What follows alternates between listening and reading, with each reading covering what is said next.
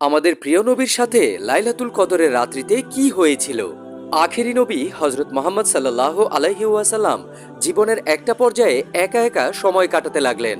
তিনি মাঝে মধ্যেই নূর পাহাড়ের হেরা গুহায় বসে ধ্যানমগ্ন থাকতেন। তিনি জীবন ও সৃষ্টির উদ্দেশ্য নিয়ে ভাবতে লাগলেন। টানা কয়েকদিন তিনি হেরা গুহায় কাটিয়েছিলেন। রমাদান মাস চলে আসলো। রমাদান মাসের শেষের দিকে কোনো এক রাত্রিতে তিনি হেরা গুহায় বসেছিলেন। হঠাৎ লক্ষ্য করলেন হেরা গুহায় একজন ব্যক্তি দাঁড়িয়ে আছেন।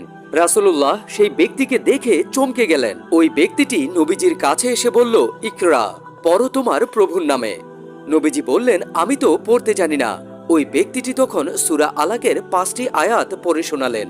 ওই ব্যক্তিটি ছিল ফেরেশতাদের সর্দার হযরত জিবরাইল আলাইহিস সালাম। পবিত্র কুরআন এই লাইলাতুল কদরের রাত্রিতেই সর্বপ্রথম নাজিল হয়।